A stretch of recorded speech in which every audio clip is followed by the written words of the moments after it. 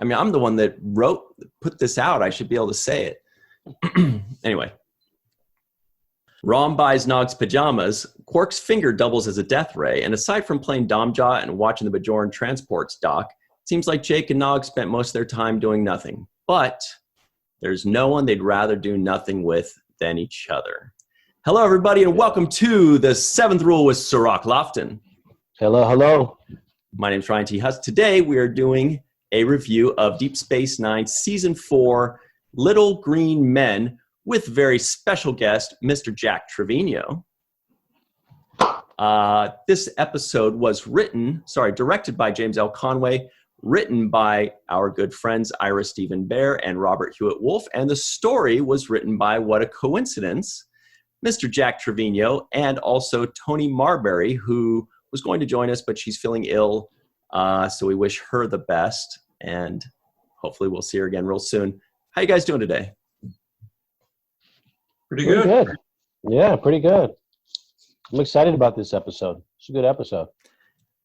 There are a lot of episodes when I'm watching them that I think of you, Cirroc, and I go, I think he's liking it. I keep thinking about you watching it, and the moment that I thought of you the most, I tried to picture it, was when the dog turned into Odo. Did you get a little surprise there? Yeah, you got it. That's when I was surprised. I was like, whoa, okay. That threw me for a loop right there. Didn't expect it, but I definitely loved this episode. There were a few things I didn't expect that were in here, one of which was the communication difficulty. I thought right away they would be able to understand each other, but they threw that, the universal translator situation. The universal translator in there. So I thought that was kind of cool too. So there were a lot of twists in here that I enjoyed. We got a story about the universal translator if you want to hear it. I do in 7 seconds. Before we hear that story, ladies and gentlemen, remember that if you want to become part of the team, just go to patreon.com/the7th-rule. Please be sure to subscribe to this channel, like it, share it with your friends, and enjoy the show. Sorry, Jack, please continue. Also, by the way, awesome shirt. Can we see it? Dun, dun, dun. Yeah, nice. Very nice. Colors. The originals. Yeah, let's hear the story. I can tell you that story, or I can tell you later on if it fits the progression of things if you want. And I don't want to throw off the progression of all your questions. But well, Cirroc and I do have a very rigid schedule that we always follow. No, just throw it out there. Let's hear. Thank you. Yeah. You've teased us long enough.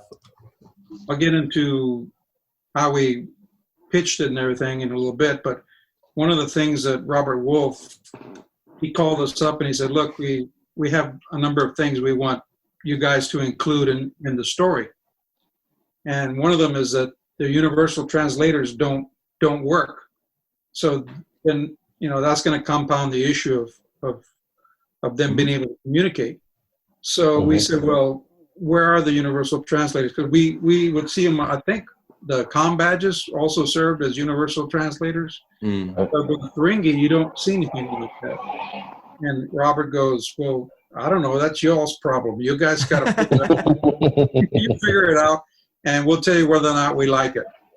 So Tony and I talked about it, and their ears are so big, we started thinking, well, what if the translators were embedded in their ears? Because Gene Roddenberry always said way back when is that sometimes they would, in the future, they're going to put in some little device, that will interface with your brain. So we thought, why, that's a good place to have it inside their ears, and it would always be there. So they liked that, and so we had some fun with them having to reset the universal translator. So that was the first time that had been done, right? I mean, yes. Installing them inside of somebody?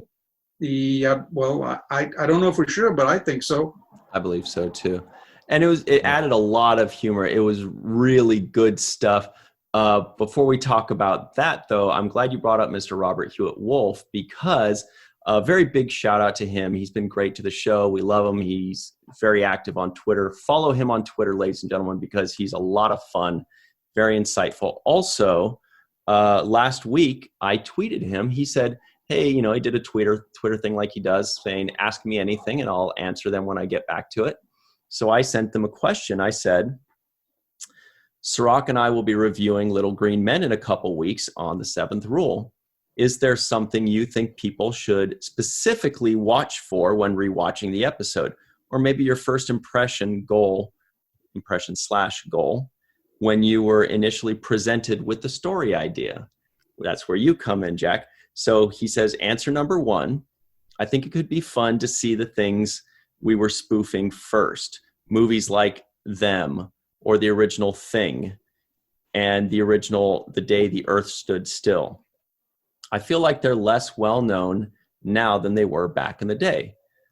Answer number 2, as for first impressions, from what I remember, when Tony Marbury and Jack Trevino first pitched it, we knew instantly it would be an episode.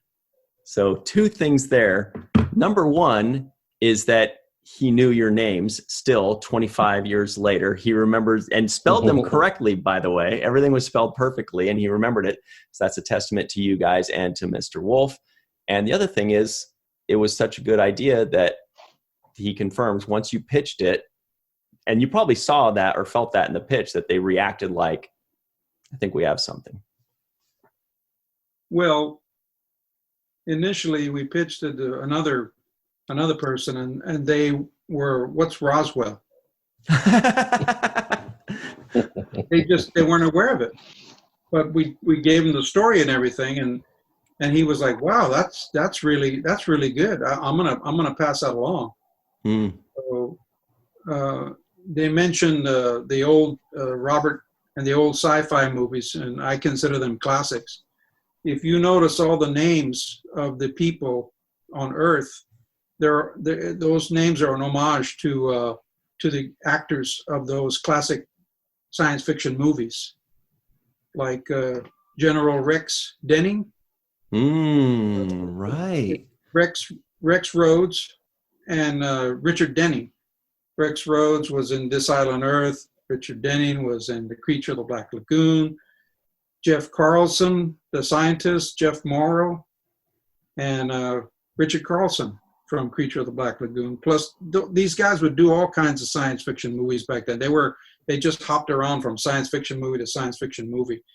The nurse Faith Garland, Faith Dominique, I think was her name, was in This Island Earth, and Beverly Garland was in a whole slew of science fiction movies.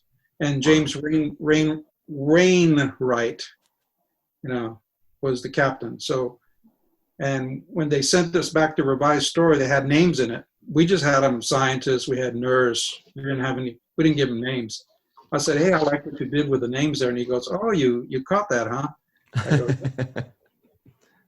so. Wow, that's really cool. You guys picked up on those names or not? So I did not. When I heard Rix, I thought Captain Rix, who was in, I think, the pilot episode of Deep Space Nine. He was that pink Bolian captain. No, that was different. That was Next Generation. The captain in the pilot episode was actually J.G. Hertzler playing a Vulcan. Anyway, there was a Captain Rix. Everybody that's watching this in the live chat or in the comment section, tell me where Captain Rix was. He was like a pink Bolian. He was played by this character actor that's in a lot of horror movies. Can't remember his name, but he's really awesome, like in The Devil's Rejects. Also, one quick special thing to mention. This is something we always make sure to enjoy. It's a Nog episode, ladies and gentlemen. Yeah. Malissa Longo, the all-star, is joining us. Hello, Malissa. Hi. Malissa just got off work, and I forgot that she said that she was just getting off. So I texted her. I said, hey, are you still coming? And then I realized, oh wait, she's on her way. So driving. Yeah, sorry about that. But thanks for jumping on so quickly. And you remember Jack Trevino, right? Yes. Hi. Hi. And we all remember Mochi. And Mochi's tail. So Jack was just telling us about the pitching process. Please continue. Well, yeah, it's actually Rex, R-E-X, Rex Denning, not Rix. Rick's was, as you mentioned, that Bolian captain. And I think the episode was Conspiracy, Next Generation. There was definitely a Rix mentioned in this episode. They had all the little creatures inside that one guy that was controlling them. They'd get in the back of your neck or something. I remember where they mentioned in this episode. It's when Nog is selling his favorite holosuite program. It's a visit from the pleasure goddess of Rix, spelled the same way, Rixx, as the character. Lots of good moments from Nog in this episode too. Really, a lot of good moments.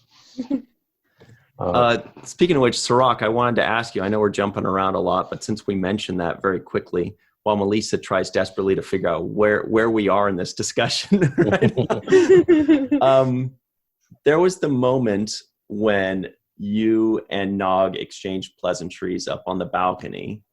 They have their farewell. Yeah. It was really cute. And, you say, aside from playing Dom Jot and watching the Bajoran transports dock, seems like we spent most of our time doing nothing. And Nog says, maybe so, but I can't think of anyone I'd rather do nothing with than you. There was that moment. And when you guys are talking, like looking in your eyes and looking in Aaron's eyes, it seemed genuine, almost as if you were not sure if Nog was coming back or how long it would be until he came back. Do you remember any of that? Or do you remember if you just weren't sure? Yeah, I felt the same thing as I was rewatching it. And it did feel like there was a real sadness there and like a goodbye, almost to the extent where you're not sure you're going to see each other again. And I don't know if that was prompted because of just us being really heavy into the scene, or if it was because at that point in the show, my height difference had basically overtaken the situation. And there was a genuine concern that they wouldn't pair the two of us up again, and we wouldn't be like, framed up in the same shots, because there was a kind of a direction of life. It's kind of like when you're leaving high school and you're saying bye to your friends, and one kid's going to one university and you're going to this one, and you kind of not sure if you're going to see each other again. You'll talk, but you're not sure if you'll ever see each other. At least that's how it used to be. Now with Facebook and everything, people are connected, but that's how it used to be. And it kind of felt like that. I don't know if that was because it actually felt like we were not going to be doing as much scenes together because of the differences, or if it also because of the fact that he was going to Starfleet, so maybe his life would take him away. So there was a whole lot there of uncertainty. But I did feel sadness, and I did feel, the transition of adolescent to adult. I felt like this was the moment of the two of us looking back and saying kind of goodbye to our adolescence, Yeah. Jack and Malissa, have you had a chance to rewatch the episode recently? No. But I've seen it often. Yeah, because I was just trying to figure out if you guys actually remember that moment or had a thought on it, because I hadn't remembered it until I just watched it again. Yeah, very poignant moment. So, Jack, what can you tell us about how the pitch went versus, what you had worked out versus the final product? What was added or what was changed? Well, I don't know if the viewers will recall, but I think I mentioned this in the virtual con trek, that we had pitched it originally to the Next Generation, and it was just going to be Ferengi. And that's when Rene Echeverria said, look, we can't take another time travel, but I'm moving to Deep Space Nine. I've got it written down. Call me back. I think it was like in about 6 months or 4 or 5 months or something like that. And we repitched it, but he said, work it with Quark, Rom, and Nog. We want them to be the Roswell aliens. So we repitched it, And I told Robert Wolf, I said, but the Roswell aliens, they all died. And he goes, so? This is TV. We can do whatever we want. So I said, oh, okay, that'll work. Because when I was taking a college course at the time, and I always would do my homework with the TV on in the background. And they had Unsolved Mysteries, and they had the widow of a Air Force pilot that had flown the bodies, Roswell alien bodies, back to Texas. And he was describing them via her as short little guys with big giant heads, sunken eyes. And I'm like, hey, that's Quark. And so that progressed as well. So yeah, we pitched the story, and Tony was she had the notes on that, but unfortunately she's not here today. But it was pretty much what we pitched. They added a lot of things in there, like the universal translators, malfunctioning, and of course they said we want Odo to go along, and because he's been spying on Quark, and he didn't trust him from the very beginning. So we actually had a scene where the Ferengis were trying to get away from the military, and Quark just became a wall, and they hid behind him, and so that when they came into the room, they thought everybody was gone, but he was the whole wall. But in the episode, he got turned into a tire on the back of the Jeep and a dog and other things. So, yeah, there were little differences here and there. Wow. Yeah, the one thing that kind of question I had in my mind was how did Odo get on board the ship, and what form did he take to get on board? I know they didn't really get into it, but it was on my mind. We didn't go into that, but I would imagine he could have been a big box of chemicide or something. Could have been anything that actually could have brought him on board without even knowing about it. Or maybe he just turned into that little gelatinous form that he did, and he just slithered in through one of the ports or something. Yeah. But that was to make it a surprise for everybody that he was there. So, Jack, I had another question maybe you can help me answer. When I was watching the episode, I was thinking about the patches on the uniforms of the military personnel, and it didn't really have U.S. Designation on it, so it didn't have a flag or anything. So, was that an accurate representation, or did they tweak that and modify that for that episode? You'll have to pose that question to the art department. Okay. I thought the uniforms looked pretty, authentic to me. I remember. Yeah, no, they look authentic. Yeah, I just felt like the patch on the side was not one of our U.S. military branches. Maybe it was the Special Secret UFO branch or division. I don't know, but it just didn't have a designation that would identify U.S. personnel. That's all. I figured maybe they made it ambiguous because they initially said something about Australian military or something. That line made me think of you, by the way, again, Cirroc. When they said Australia, I was like, oh, I hope Cirroc liked that joke. I don't know why, but I always try to guess what Cirroc is going to like or yeah, so I heard that and I was thinking, okay, yeah, so why wouldn't they be able to recognize it? Because there was no flag there. And if there was a flag, I feel like they would be able to say, okay, that's the old flag, or that's the flag of the United States from years before. So also, I do want to point out, Malissa, that we've seen your cat Mochi about a dozen times, and I feel like all 12 of those times we've just seen her butt and not once her face. She's a butt first kind of cat, I guess. But, Jack, I do also real quick, Jack, you sent us this image that I just pulled up here. What can you tell us about it? It's got a story that comes with it.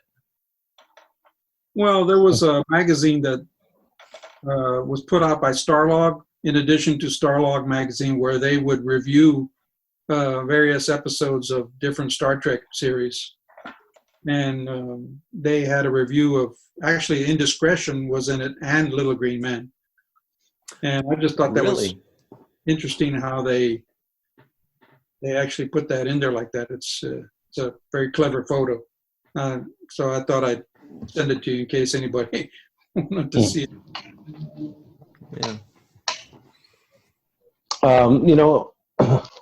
One of the things that I also noticed in this episode is that the kind of the way in which really well-written episodes try to bring up commentary about, social issues. And in this one of the social issues, or many of the social issues that we're bringing up were, like tobacco use, smoking cigarettes, and which is another thing that just jumped out at me as like, oh, I remember when they used to smoke cigarettes on TV or on movies.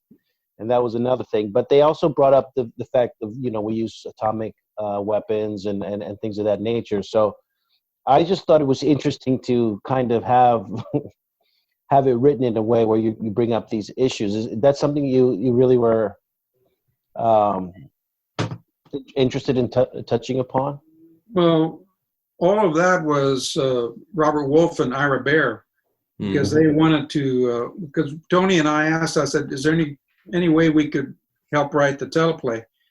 And Robert said, are you kidding? Ira and I want to write this thing. We know we're going to write this thing. We've got all these ideas in our head on how we're going to do it. So that was all Robert and Ira putting all that in there.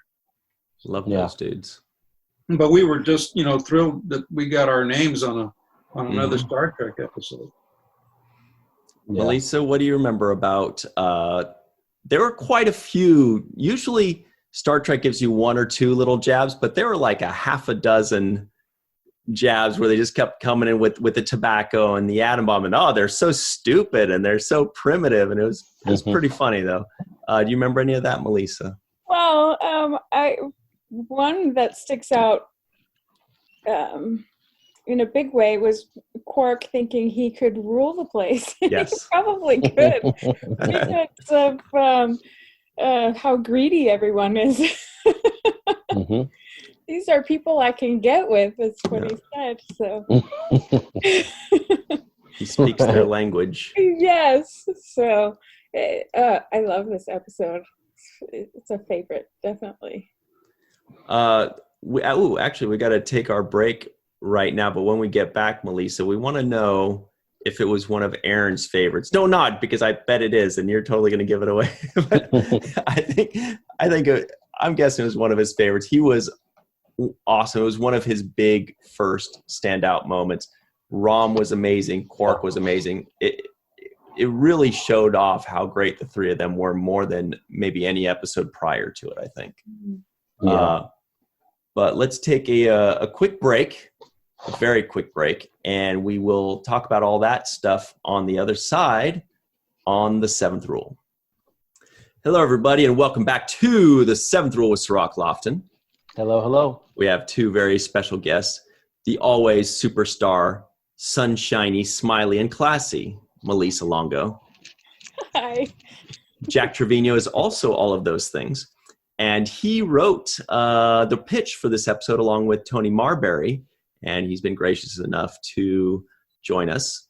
You were telling us a quick story right before we came back on about director James L. Conway. Oh, what am I doing? We got to hit the trivioids first. So hang on just 30 seconds for those things, guys. They're like, nobody cares about these, Ryan. We want to hear the story. So very quickly, the trivioids. Rom buys Nog's pajamas. Nog tries to sell Kira's spring ball racket that he stole 2 years ago. Aside from playing Dom Dot and watching the Bajoran transport stock, it seems like Jake and Nog spent most of their time doing nothing, but there's no one they'd rather do nothing with than each other. That's the longest trivioid ever. Jake is wearing the famous nail polish shirt. Oh, yeah. There was a meme that had a woman that all of her nails were done in different nail polish, and they were all Jake Sisko outfits. And the middle finger was my favorite one, and it was the outfit you were wearing today. And we actually showed it one time. And anyway, Quark is smuggling a shipment of chemisite in the cargo hold, but only to make profit with Orions on the way back to Earth. Quark says all humans look alike. That was funny. Quark's finger doubles as a death ray. Anyway, I'll see if I can find that nail polish picture. Jack Trevino, please continue. Sorry about that.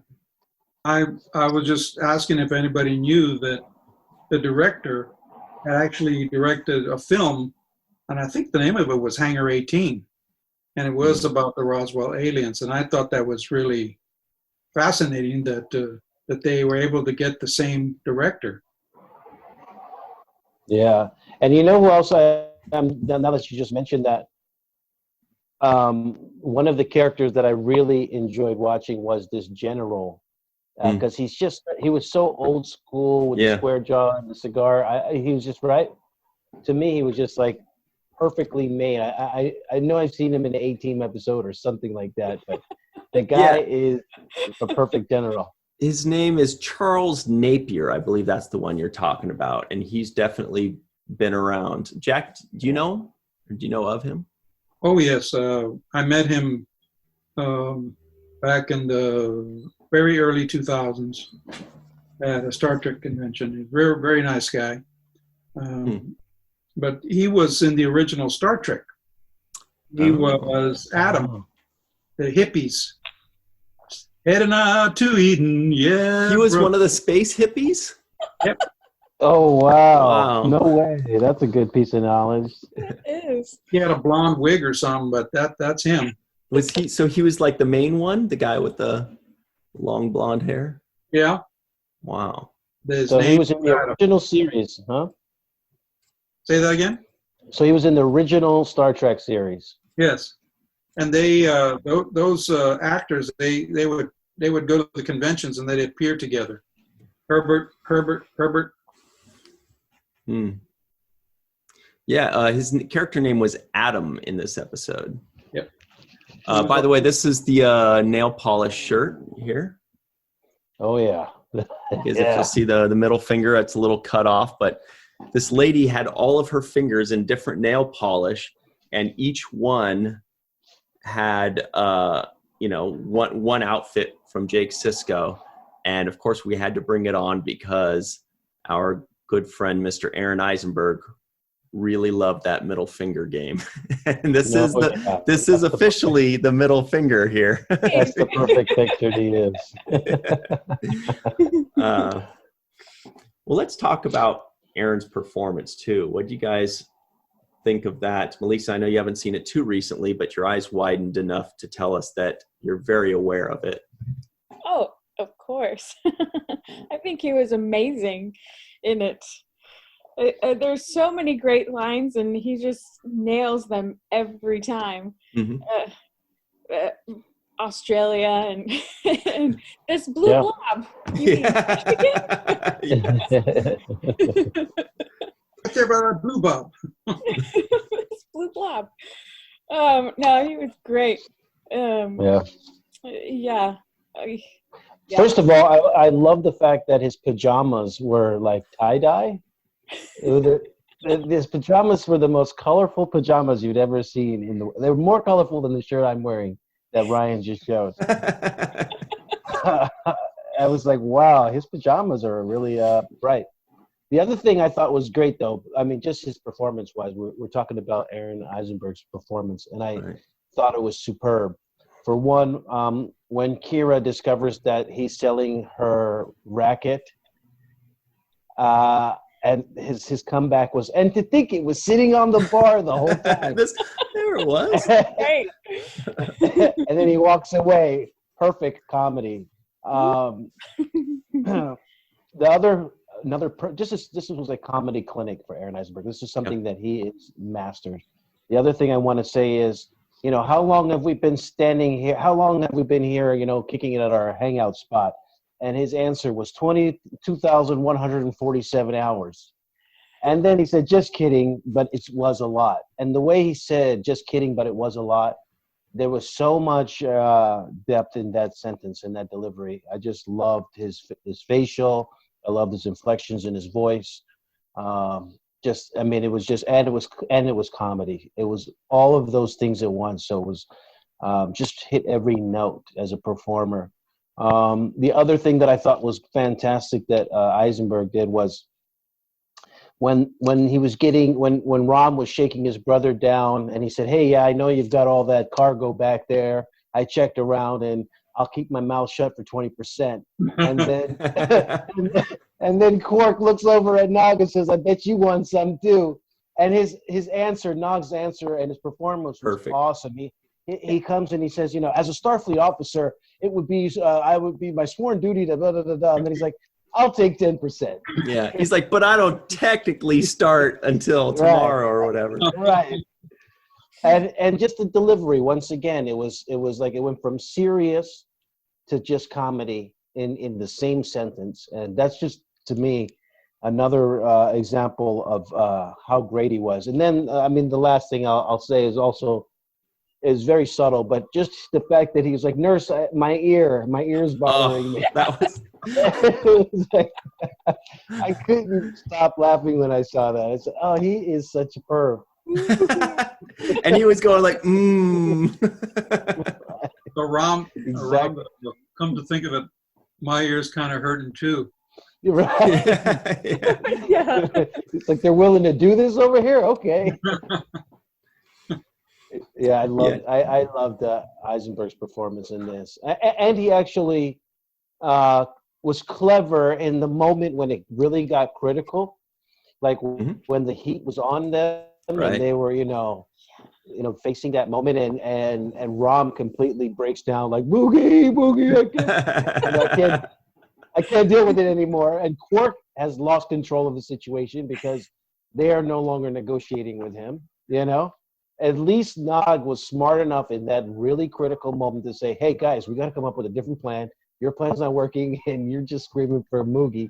Let's fake these guys out and make them think that we've got backup coming so they are fearful of us. So I thought that was another just kind of, it was very subtle, but it's a save-the-day kind of heroic gut instinct that Nog has as a character. Yeah. Sometimes some of the lines we would throw in some lines in the story, hoping that they might use them. And Tony threw in a line about insidious mind control and taking over that way. And they went ahead and threw that in there. Nice. Had Nurse Garland say that line. Yeah. And Quark goes, that's good. That's good. Yeah, we'll go with that. Now, forgive me, was that Chase Masterson as the nurse?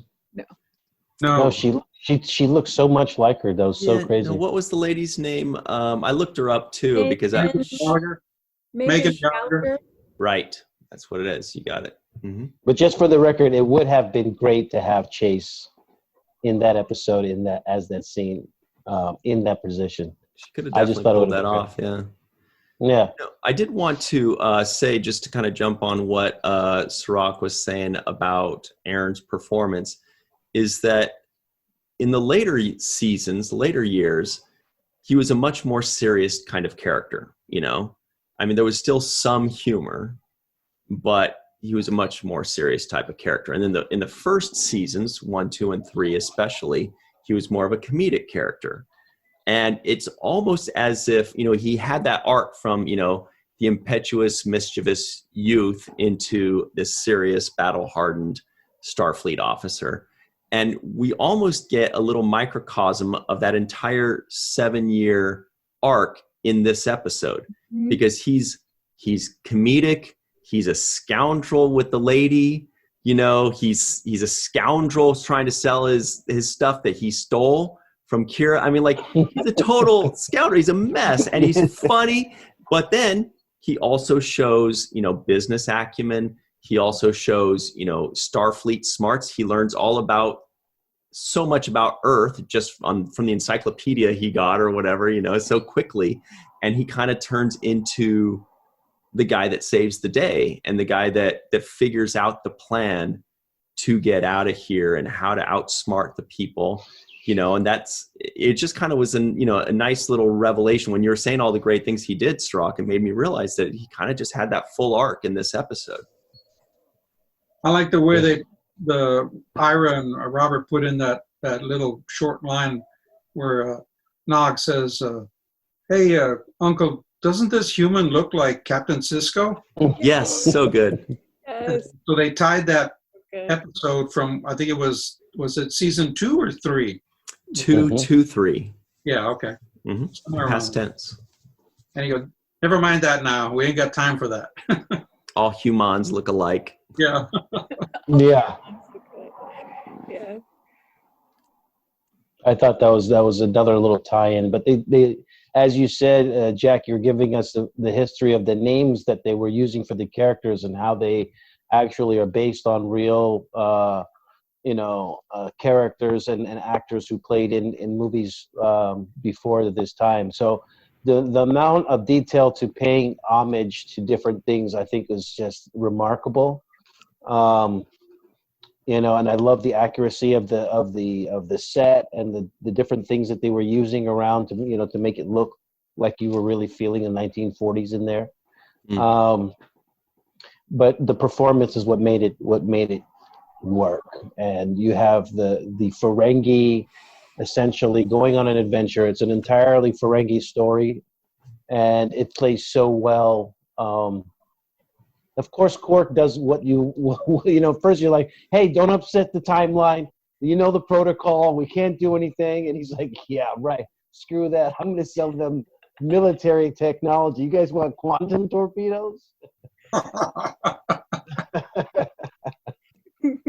Yeah, you mentioned that it was a Ferengi story, and to me, it plays out like a little movie.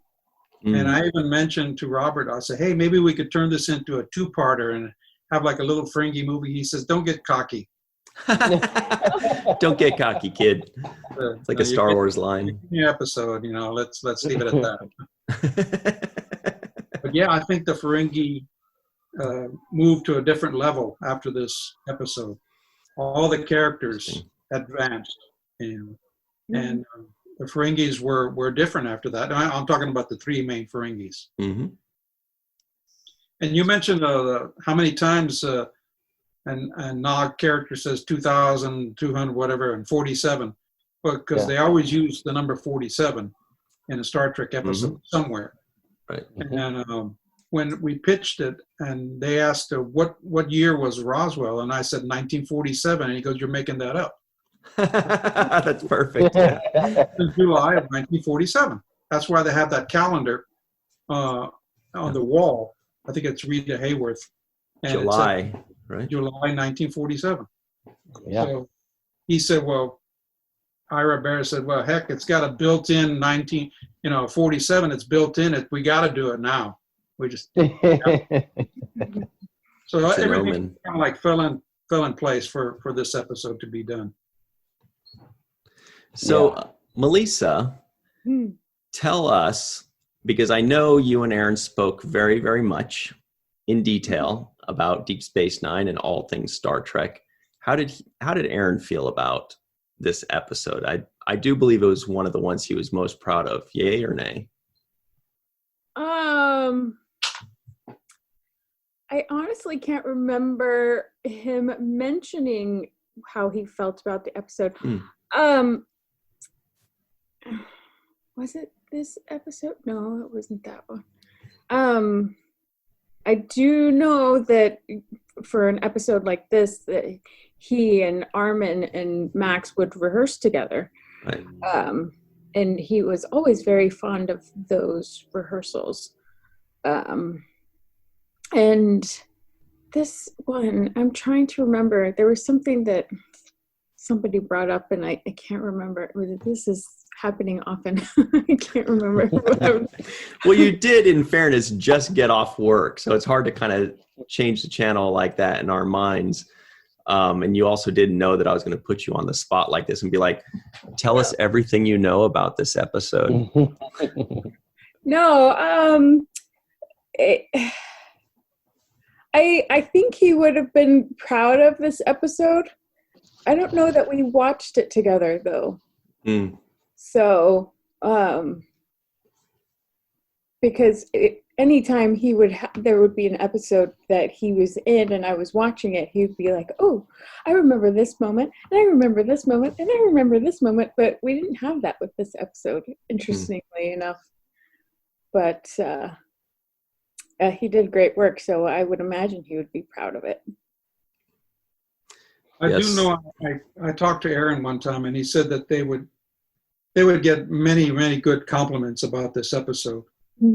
people that they would say, we don't like the Ferengi, but after we watch this, we change our minds. But as far as being his favorite episode, I don't know if this is true now, but I thought Paper Moon, was it Paper Moon where he lost his leg? Yeah. That was damn good acting in that one. And, yeah, he was stellar in that. You know, for comedy, maybe Little Green Man, but for dramatic acting purposes, I think the Paper Moon episode. Well, yeah, and going back to what Cirroc was saying about him going from drama to comedy, that's just how quickly Aaron's brain worked.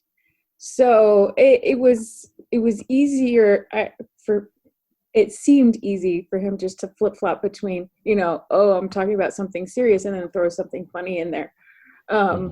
It's just the way he spoke too. So yeah, this was very good for his brain. It was a nice fit, huh? Yes, a nice fit. Yeah. Huh. Yeah. I wonder if it is. Sorry, I was just gonna say, I wonder if it is the most comedic episode for the Ferengi. It certainly probably is to this date. But what were you gonna say, Cirroc? Sorry. No, I was just going to comment on Aaron, but I lost my train of thought, so I'll let you go. Sorry about that. It's contagious. Whoops. Right? Sorry about that. No, but I do want to say though that I think he's fantastic in this episode. And what I was going to say was that the whole episode, which was been kind of lost in all of this other Roswell thing, is that this episode is about him going to Starfleet. So it is his send-off onto Starfleet Academy, and kind of, I guess we won't be seeing him for a little bit while he's doing his thing, right? So I'm imagining that there is a small break in his storyline until he comes back, or unless he gets these non-appearance mentions. But so this is an Aaron-centric episode. This is about Nog and him being sent off onto. It just so happens that he is responsible for the whole Roswell thing on his way to Starfleet Academy. That's a good point. I hadn't thought of that. Go ahead, Malissa. No, it was Uncle Quark's responsibility for that. Yeah, right. But, you mentioned NAMs. There were 2 NAMs, by the way. One was Cousin Gala. That's like the 5th or 6th NAM for him. I think it's number 6. He's creeping up on you guys. Number 5. And who was the other NAM that we got? Oh, Moogie. Moogie also got an NAM. That's a non-appearance mention. Jack, we're nerds, so every time somebody gets mentioned that's not actually on the show, they get a NAM. The leaderboard is a 3-way tie right now between Rom, Nog, and Keiko. Second place with 7 is Jake, and Molly with 5, and now Gala with 5. But Jack, what we were just talking about a minute ago here, did you add that element of Nog going to Starfleet? Was that something that they asked you to add, or did they just add that when they wrote the script? They told us, Robert said, Nog's going to be going to Starfleet Academy. And of course he said, you got to keep that to yourselves because the public doesn't know about that. And this is a perfect opportunity for the ship to go through the time warp. And since they were going to Earth, they wind up in the past. So he said it worked out perfectly. It was just, like I said, everything was falling into place for this episode. So yeah, they asked us to put that in there. And Cirroc was talking about the authentic look of the Air Force Base and everything. And when I saw the episode, I asked Robert, I said, hey, that really looks, like an Air Force Base. He said, we took the camera outside, and it's some of the old sound studios. We just slapped that number 18 on the wall, and it became, it was a loading dock or something. And brought in the military trucks and went to wardrobe and got the uniforms, and voila, 1947 military base. So he said, we didn't have to go anywhere. We were there already.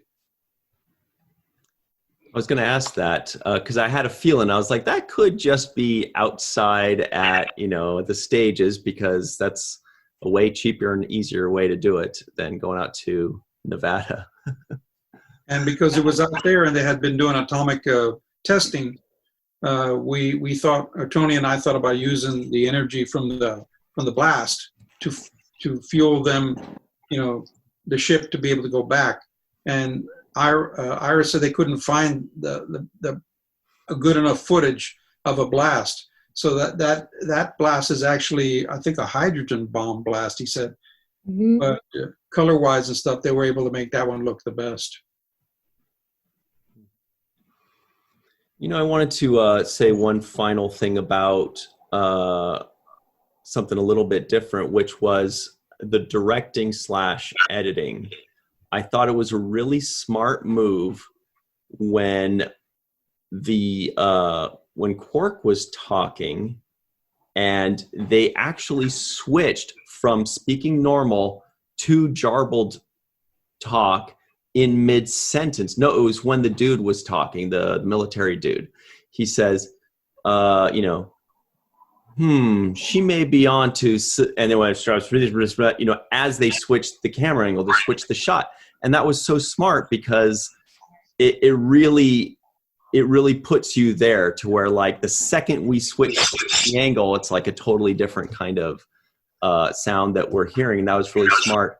And then that leads into the comedy of Quark talking, and we're seeing the lady's point of view, and we don't understand anything he's saying. He goes, "Serves me umax," and we know exactly what he just said to her. And he's got this CD. Like, that was perfect. Yeah, I love that we get to hear Ferengi really for the first time. Mm-hmm. The language. It was really cool. Great. I also liked, I want to give a shout out to Max Kredenchik for his performance in this. He's so subtly great that you can sometimes overlook it. And one of the moments that I thought was brilliant was when Quark first got this ship, and he said to his brother, "You might take the ship and fly away to some unknown place, never return." And he was fantasizing about his brother never coming back so he could run the bar. And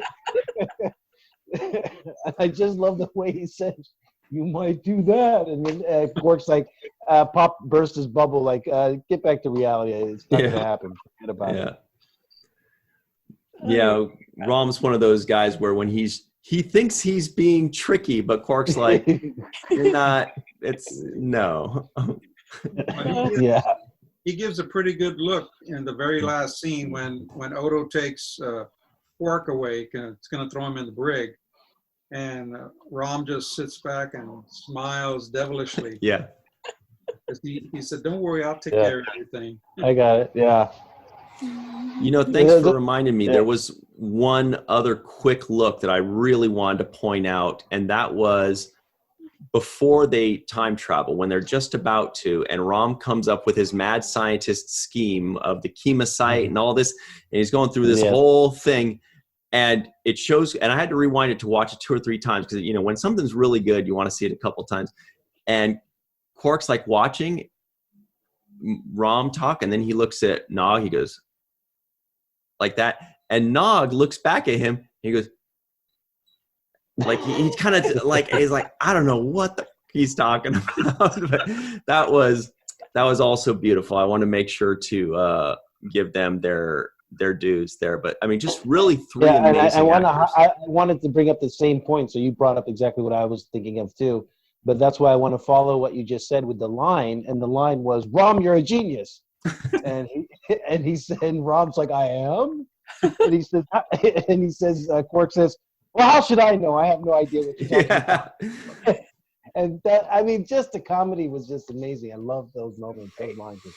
Right. At that exact moment, I tried to guess what the next line was when he says, "Rom, you're a genius." And Rom said, "I am." My first thought was, I thought he was going to say, "Or an idiot. I can't tell sometimes." Right. But then the line they said, I was like, okay, that's beautiful. That's exactly it too. But, sometimes the characters are so well fleshed out, and Jack, the story you created is so good that, you know, it almost starts to write itself. You can almost predict what they're going to say or what they're going to do, because like they're just so rich. The characters are so rich. The story is so good. And it is a great story. It's a great idea, and it's a great story. That's exactly what Robert Wolf said. He said this story, you know, the script is writing itself. We already know what they're going to say. It's just like, you know, put this in. He said they had so much fun, you know, putting that together, and nobody else was going to write it but them. And I want to just really quickly before we cut. I know we don't have much time, Ryan, but there was a moment where we got into Ferengi cultural belief systems, and that was when they thought they were in the afterlife. And I thought it was hilarious when they start to describe the Ferengi's expectation of what the afterlife is. And Quark says, "Where are the celestial auctioneers?" The celestial auctioneers is brilliant. Yeah, and then they said maybe we're in the other place, and then Nog says, "The vault of eternal destitution." And it's just funny how everything has to do with money, like the vault, the auctioneers. So I thought that was hilarious. Uh-oh. Uh-oh. You know what that means? Uh-oh. We only have a minute left, Cirroc, so we got our final 2 bits to do real quick. It's the nitpick. This one is not about the episode, because this episode was perfect. How can you tell me that we can see a cat 20 times and every single time it's its butt? That cat does not have a head. It is a 2-butted cat. Okay. All right, Cirroc. Side note. Now it's time. I lost my earplug. Now it's time. Jake Sisko guesses the IMDb score. Wow. This was like I would say this is like an 8-7 to a 9 in that zone. God, you're so good at this. Actual IMDb score from 25 years of nerds clicking on it, 8.6. Wow. Very, very good. Good guess. Great score. Mr. Jack Trevino, thank you so much for taking the time to join us. And don't think I didn't notice that awesome Star Trek Renegades thing in the background. It looks so cool. We want to talk about that another time for sure. Really appreciate it, though. Thank you so much. And get well soon to Tony Marbury as well. Well, she's got bad allergies, so she should be okay pretty soon. Right. Okay, good. And everybody else, stick around. Stay tuned. We've got the free-for-all coming up soon. So don't go anywhere, please, or else you're going to be a victim of the middle finger game. We'll see you on the other side on the 7th Rule. Hello, everybody, and welcome back to the 7th Rule with Cirroc Lofton. Hello, hello. This is the free-for-all, the moment you've all been waiting for. Mr. Jack Trevino has decided to stick around and party with us. Thank you so much, Jack. We're also joined by Malissa Longo, as you know, wearing her Captain Nog Forever shirt. We have Katie Carr, #1 NASA fan, also astronaut. She just got back from 7 months at the space station. TJ Jackson-Bey out in Missouri. Dr. Marie Segal in Manhattan somewhere. Natasha Louise out in Utah. And Yvette Blackmon hanging out with the coolest poster and coolest poster maker ever, a creation by J.J. Lendl. How's everybody doing? Good. All right, Good. all right. Nice.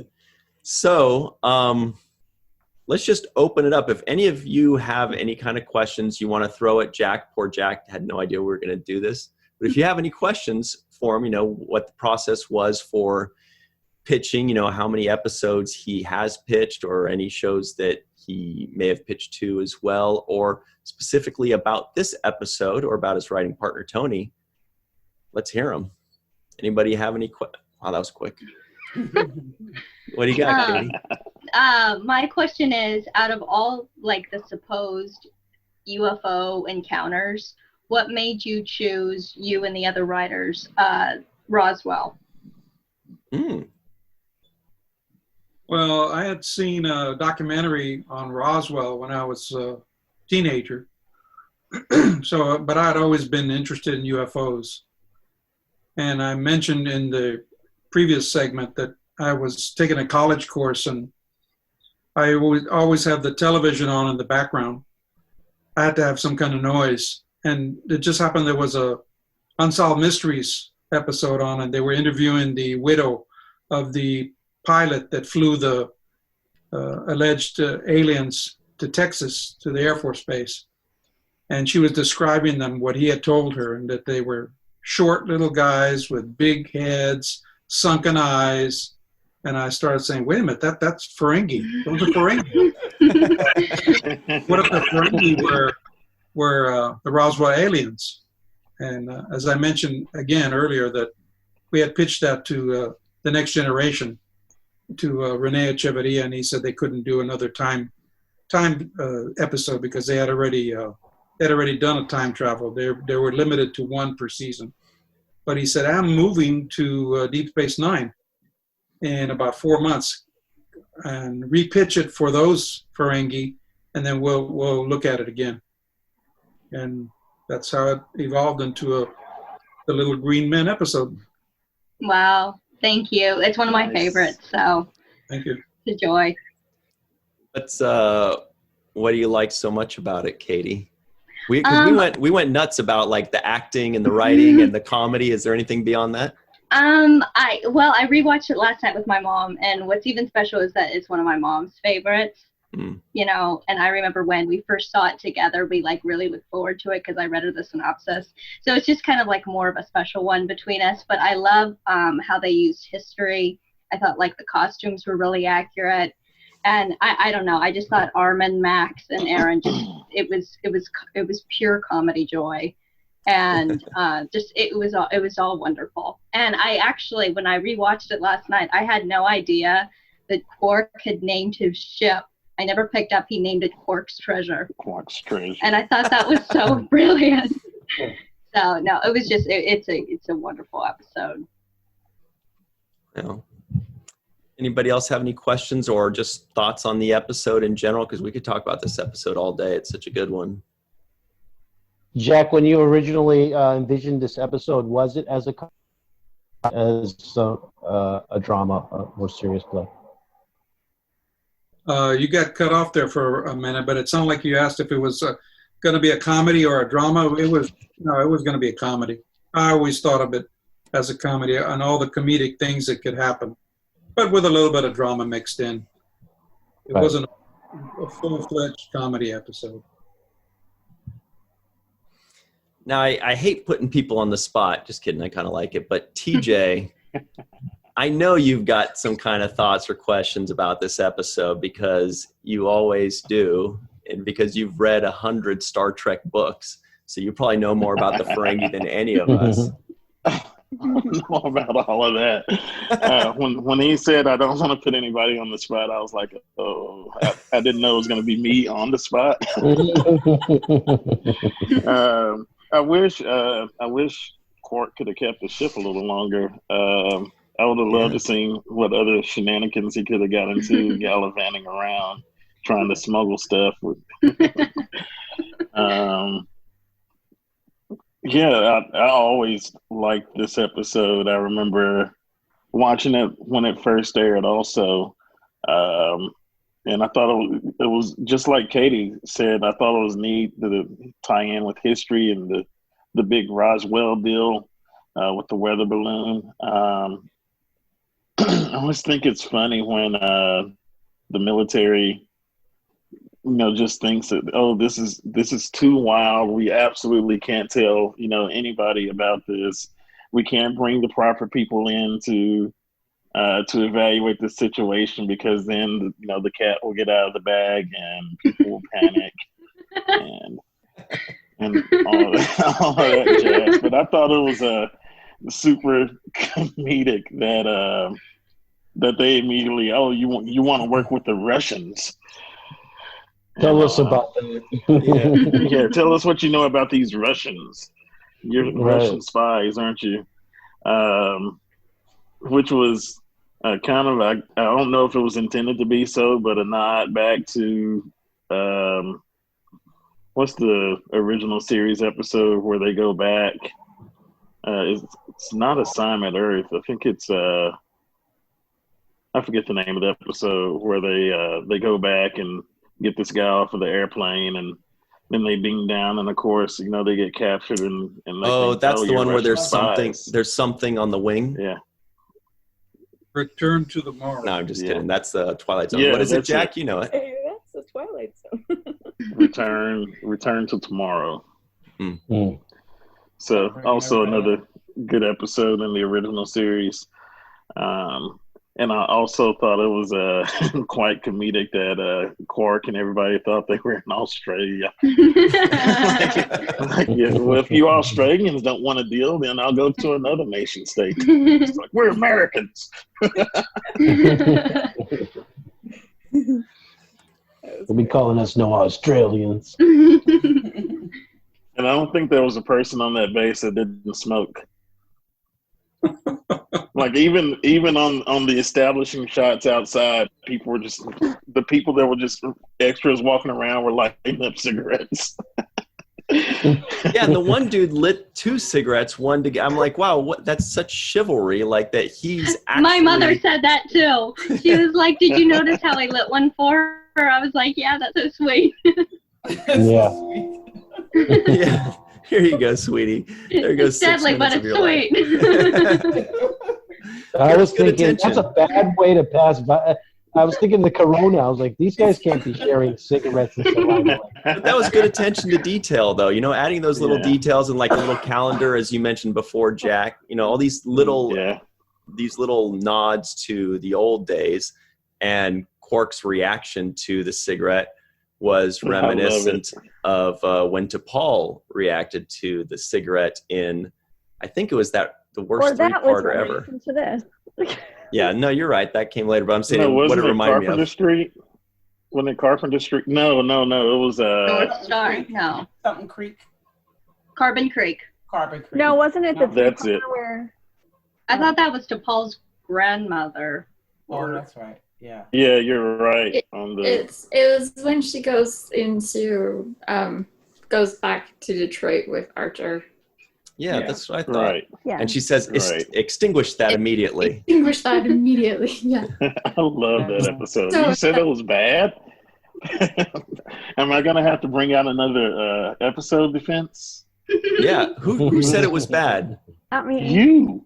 You did. No. I- I was thinking it was the one where they went back to see the Nazis or whatever in the beginning. Oh. It wasn't that one though, huh? It was the. No, I already I love defended that one. I I already feel like defended that that one. Come on. No, you're right. I remember that. So which was this Dawson's Creek one? No, that's a different one.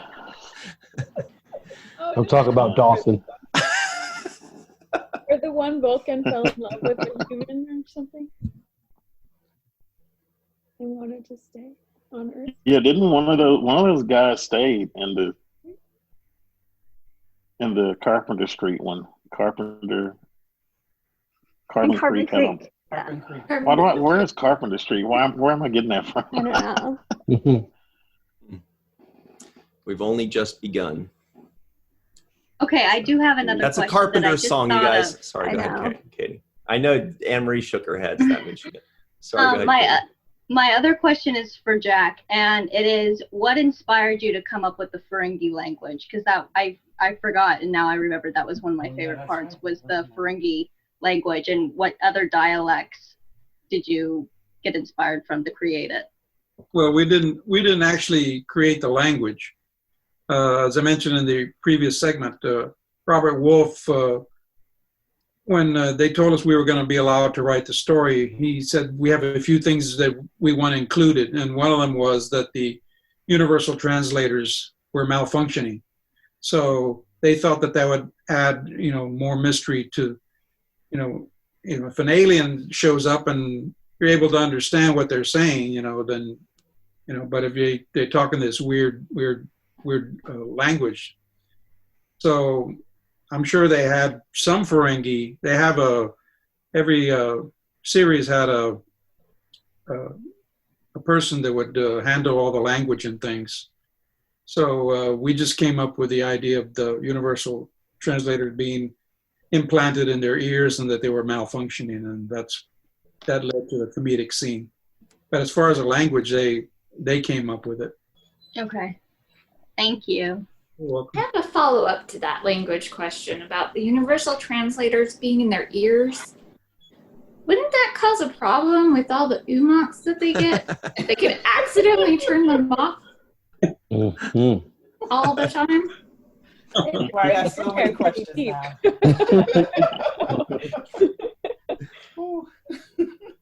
That's for you, Ryan. Oh, I thought that was for Yvette. Yvette seemed like yeah, I thought, didn't I see you say, oh, I can answer that? All I can think is fan fiction now. There's like tons. Umoks do not need a language. I thought it was funny that you could mess with this advanced piece of technology with a hairpin. Like, I just need a hairpin to press the reset button. What is it, like your modem, or like your? It's like those early iPhones you could do like with like the iPhone? paperclip. Yeah. Yeah, exactly. Just need a hairpin. Somebody got one. Well, Anne-Marie, you've been surprisingly quiet so far today. You normally have a lot of things to say. How do you feel about this episode? I know you've got like 3 or 4 things that you want to bring up specifically about this episode. No, I just love okay. it. Obviously, So, it's Malissa- like a fan favorite that like it's all been like. I feel like there's not that much new to say. Although a lot of times I just listen to the episodes when I have them on in my apartment, and this one I like happened to watch the other night, and it was so funny when Koch was trying to open the door and kept like pressing the wall, didn't know how to open it. It was amazing. Yeah, that was funny. I think wasn't he hitting the light switch trying to Like as if it's like a piano. It was so good. Yeah. I never noticed He that actually before. tried to slide the door this way. He was trying to slide it. Oh, that was funny. Yeah, I like that. I forgot about that. I also thought it was funny when Morph was really fascinated with that tooth sharpener. Oh, right. I wanted to bring that up. Yes. Okay. And I'm like looking over his shoulder like, get it. And you're like, you have like the sweetest smile, Cirroc. You have the I know. sweetest smile, and you're like, just get it, just get It's a it. Ferengi tooth sharpener. Yeah. They were missing one word in that, though. It was clearly a used Ferengi tooth sharpener. And I mean, he didn't care. He was in there with that. So I was like, ooh. Yeah. And the bristles on that thing were like brown, I think. So if he doesn't want to buy it, he just puts it in his mouth, puts it back to no. That's such a warped moment. I love it. So gross. Yeah. And it was gross Also, even like, before yeah. COVID. And I also like the moment when Brom is buying one of Nog's things, and they start haggling over the price. Yeah. No, sir. Sold. That little Hey. moment was funny.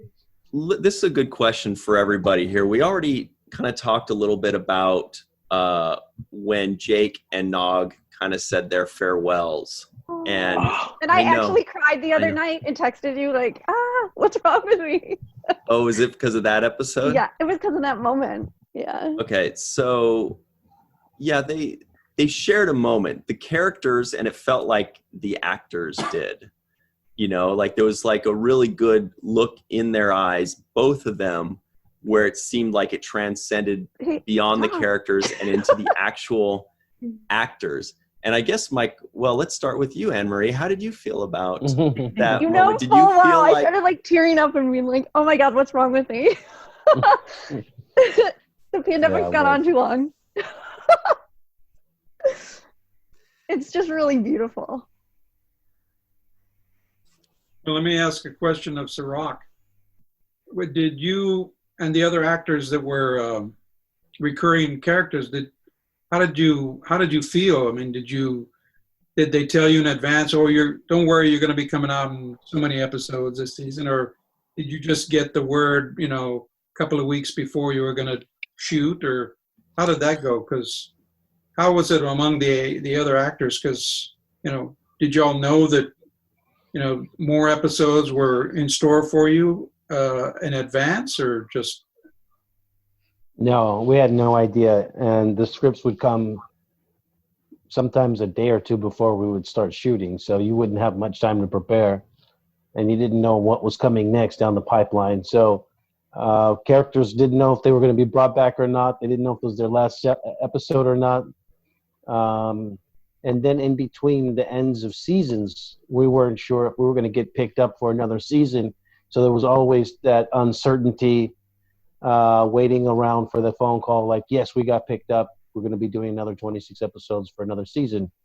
So I remember that uncertainty kind of changed the decision-making that my family was making at that time, because we were deciding, should we buy a house and be more stable or not, because we were not sure if we're going to continue to work. So that uncertainty didn't really play well as far as making long-term decisions. So there was no real certainty. There was no idea that we were going to be on for as long as we were, or if we were going to be canceled in season 1 or 2 or 3. So they kept us guessing all the time. And I guess that was part of another reason why it felt so significant for us to have this goodbye, because it felt like a goodbye to childhood, our childhood and our childhood moments.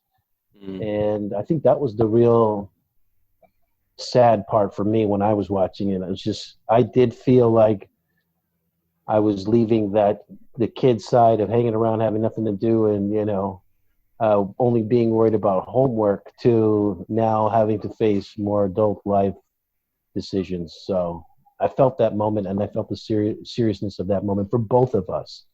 So I'm losing my friend who's going on to, pursue his own manhood, and I'm kind of growing off into my own version and vision of what I want to do with my life. So it was a sad moment for me too.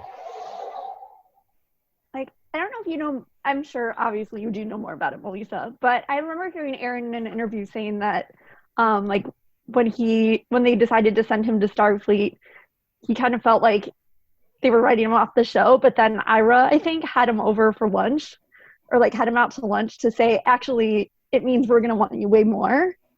So I don't know like how far in the future then they had planned, because obviously Nog's gone for a couple episodes now.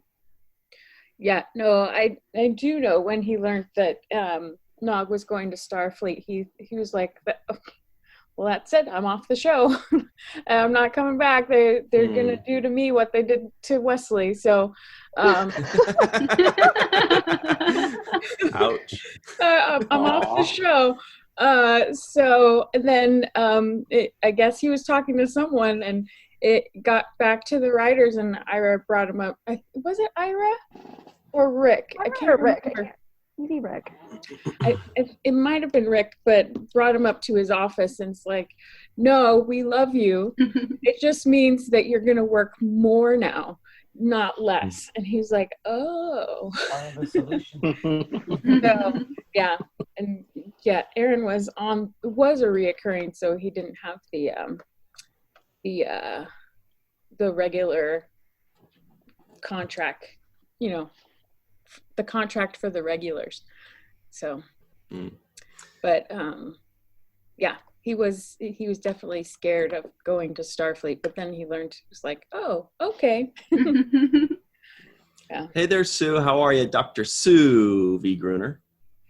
How are you? Great, thanks. We could barely hear you. Hey. Ooh, it's a new uniform. Is that what that is? Mm-hmm. Yeah. Can we see it, Sue? The uniform you're wearing? Oh, nice, Okay. sharp. Oh, it's Picard, right?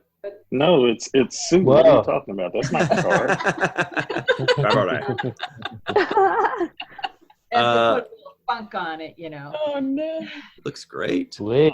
So we're talking about Little Green Men and a few other various things. We're also joined by Mr. Jack Trevino, who you see over in the corner in the Star Trek shirt. He co-wrote the story for the episode with his partner, Tony Marbury. So if you have any thoughts on the episode, or if you have any questions about pitching the idea, where the story came from, he already kind of let us know that he got the idea from watching like Unsolved Mysteries or something like that, right? Because he always had the TV on while he was working and stuff. But yeah, if you have any thoughts or questions, throw them out. Otherwise, we'll continue on. But we can barely hear you, Sue. Can you check your mic? Don't know why that is. Let's see. I think we hear you a little better now, actually. And you know what? Hang on a second. I thought she was Dr. Russia. Okay, it's up all the way. Yeah, we hear you great now. Okay, it's the glasses thing. Once you put the glasses on. Glasses. Can you see the side of them?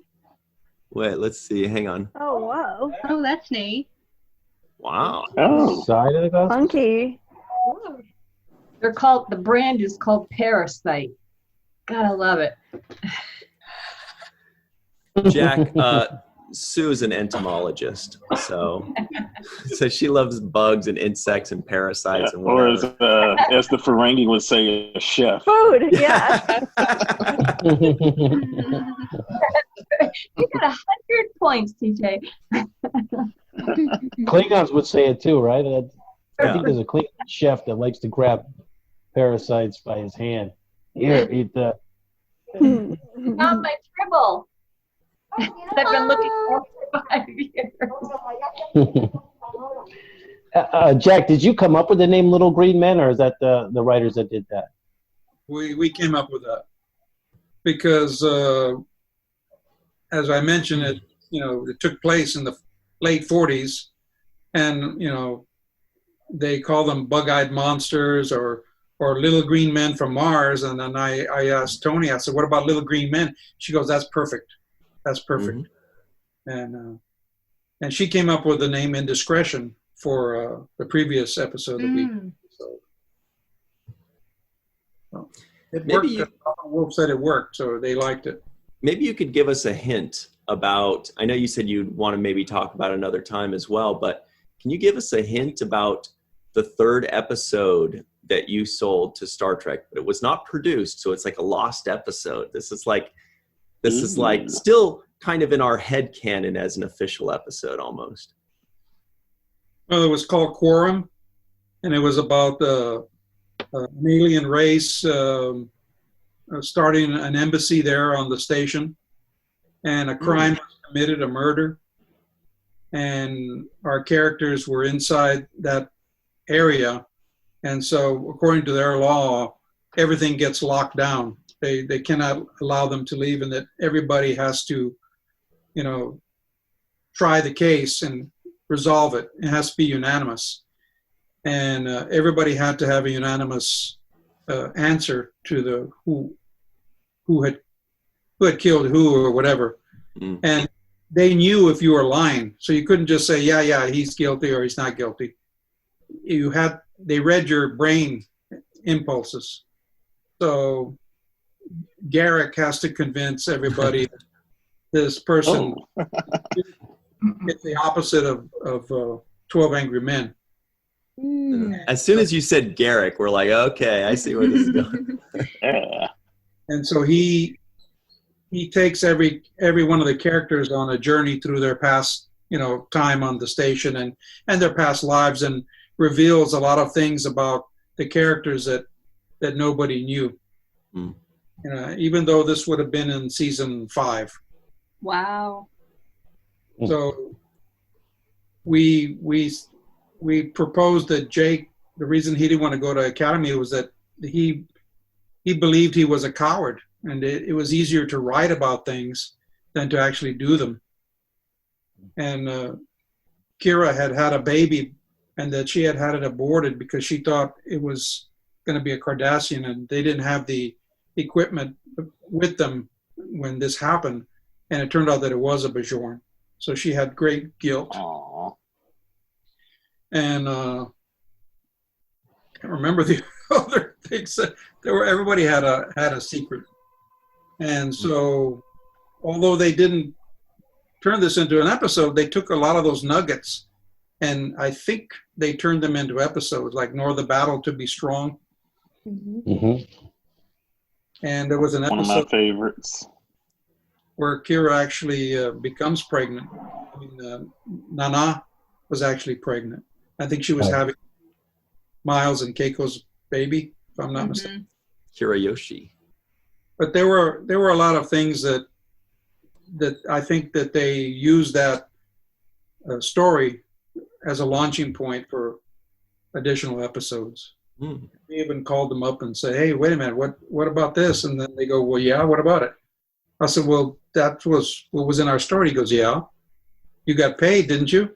That's it. And I said, "Yeah." And he says, "Well, it's ours. We can do whatever we want with it." And I go, "That's right. You're absolutely right." So that's how that worked out. So they bought one story and turned it into 5? Yep. As the guest that we just had, that just came on in the episode today, John Ordover, they sold the previous story and wrote it. He said, you still have creative control over the money you spend that they paid you, which is a very good way to think about it. Yvette, you look like you're going to say something. No, I was just saying, take us to your money. Yeah, there it is. Take us to your money. So, Jack, you bring up a really good question, but I guess we're going to have to do this next week because there's only like a minute left here. And once you guys hear the question, you'll probably be glad that we're not doing it this week. But the question is, what is your deep, dark, Star Trek-related secret? So we'll... menacing laugh. Yvette's like, I'm not going to answer that. I'll talk about posters instead. And we're just out of time, folks.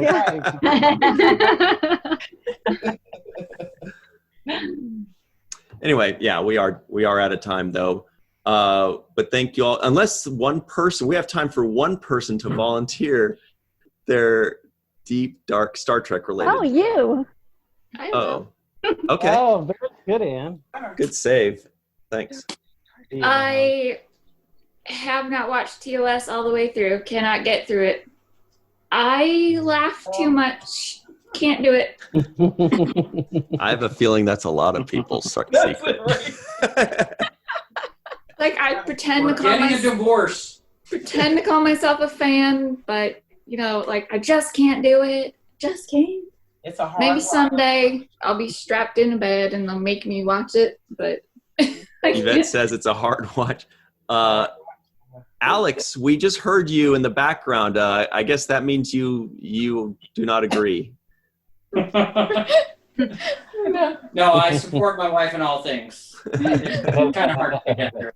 Box brain is kind of hard to get. Sounds great. Cool. Well, thanks for joining in, Alex. We miss you. And thank you, everybody, for joining us. A big, huge special thanks to Jack Trevino for doing the marathon with us throughout the entire show.